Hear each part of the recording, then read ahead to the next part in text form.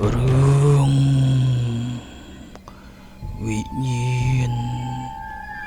វត្តចាស់នៅភូមិទូកំពតជាប់ដងទន្លេមេគង្គក្នុងស្រុកកោះសូទិនខេត្តកំពង់ចាមមានវត្តចាស់មួយដែលគេបានបោះបង់ចោលវត្តនេះធ្លាប់ជាទីសក្ការៈដ៏រុងរឿងមួយ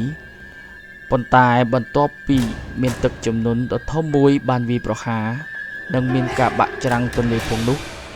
វត្តនេះត្រូវបានគេបោះបង់ចោលព្រះសង្ឃនិងអ្នកភូមិឯទៀតបានភៀសខ្លួនចេញដោយបន្សល់ទុកនៅតែសំណង់អគារចាស់បុរាណនិងរូបសំណាក់ព្រះពុទ្ធដែលបាក់បែកប៉ុណ្ណោះតាំងពីពេលនោះមកមានពាក្យចចាមអារាមបានសាយភាយមកថាវត្តនេះមានព្រលឹងវិញ្ញាណជាប់គាំងដែលមិនអាចចាកចេញបានទៅណាមានរឿងនិទានមួយដែលគេនិយាយប្រាប់តគ្នាពីមាត់មួយទៅមាត់មួយអំពីក្មេងប្រុសម្នាក់ឈ្មោះសុកដែលជាកូនអ្នកនេសាទនៅក្នុងភូមិនៅយប់មួយសុកបានសម្រេចចិត្តថាចូលទៅក្នុងវត្តចាស់ដើម្បីស្វែងរកកំណប់ដែលល្បីតគ្នាថានៅក្នុងវត្តមានលក្ខកំណប់ទោះបីជាមានមនុស្សជាច្រើនបានប្រមានសុកថាសុំកុំទៅអីព្រោះមានអ្នកភូមិជាច្រើនបានឮសំឡេងខ្សឹបខ្សៀវនិងឃើញស្រមោលចម្លែកនៅទីនោះពិសេសនៅយប់ដែលមានព្រះច័ន្ទពេញវង្សប៉ុន្តែសុកដែលជាក្មេងក្លាហាននិងចង់បានលុយជាច្រើនដើម្បីជួយគ្រួសារគេបានសើចចំអកហើយនិយាយថាខ្ញុំមិនខ្លាចទេខ្ញុំខ្លាចតែភាពក្រីក្រប៉ុណ្ណោះនៅយប់មួយសុកបានចេញប្រតិបត្តិការដើម្បីស្វែងរកកំណប់នៅពេលឈានជើងចូលទៅដល់ក្នុងទីធ្លាវត្តខ្យល់បក់ត្រជាក់ត្រសៀកទោះបីជារដូវក្តៅក៏ដោយសុកកាន់ចង្កៀងតូចមួយហើយដើរឆ្ពោះទៅកាន់សាលាឆាន់ធំដែលនៅសេសសល់ពន្លឺចង្កៀងបានបញ្ចាំងទៅលើជញ្ជាំងដែលបាក់បែកនិងរូបចម្លាក់ព្រះពុទ្ធដែលគ្មានក្បាលស្រាប់តែគាត់ឮសំឡេងខ្សៅដូចជាមនុស្សយំចេញពីកណ្ដាលអគារសុកឈប់បន្តិចបេះដូងចាប់ផ្ដើមលូតញាប់ប៉ុន្តែគាត់នៅតែបន្តដើរទៅមុខដោយប្រាប់ខ្លួនឯងថាប្រហែលជាសំឡេងសត្វព្រៃកំពុងតែយំនៅពេលដែលគាត់ឈានទៅដល់ពាក់កណ្ដាលសាលាឆាន់សំឡេងនោះកាន់តែឮខ្លាំងឡើងហើយប្រែជាសំឡេងក្រហឹមល្វើយដូចជាមានអ្វីមួយកំពុងតែខឹងសុកបែរមើលជុំវិញខ្លួនឃើញតែស្រមោលខ្មៅនៅឯជ្រុងម្ខាងនៃបន្ទប់វាមិនមានរាងច្បាស់លាស់ដែលធ្វើឲ្យភ្នែកសុកមើលឃើញនោះទេសុកក៏ស្រែកសួរអ្នកណានោះស្រែកផងសំឡេងឮឡើងក្រលួចល្វើយខ្ទរជញ្ជាំងដៃសុកចាប់ផ្ដើមញ័រចង្កៀងដែលកាន់នឹងដៃស្ទើរតែរបូតពីដៃទៅហើយស្រមោលនោះមិនបានឆ្លើយតបជាមួយនឹងសុកទេប៉ុន្តែចាប់ផ្ដើមអណ្ដែតមកកាន់តែគៀកនឹងសុកដែលនាំមកនៅខ្យល់ត្រជាក់ដែលធ្វើឲ្យអណ្ដាតភ្លើងចង្កៀងចាប់ផ្ដើមស្ទើរតែរលត់ភ្លាមនោះ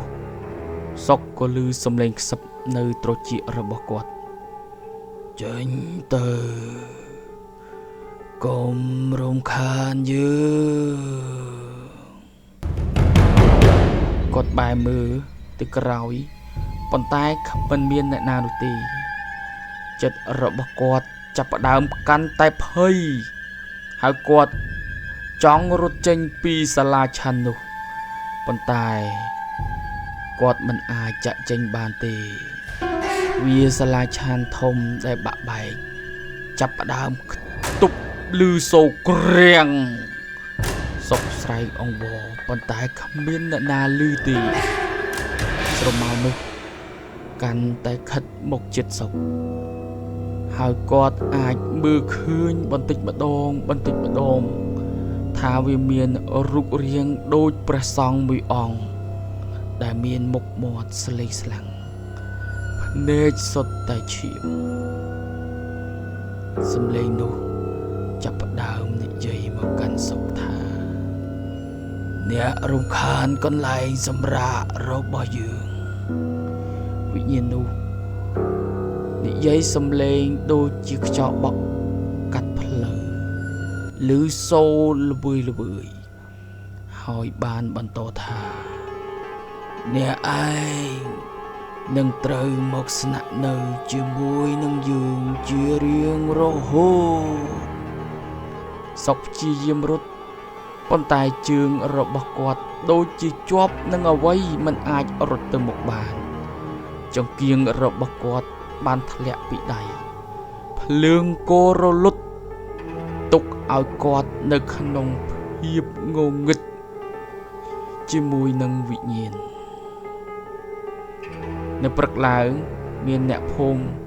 បានឃើញចង្គៀងរបស់សុកនៅមាត់ទ្វារវត្តប៉ុន្តែគ្មានដានជើងសុកនោះទេ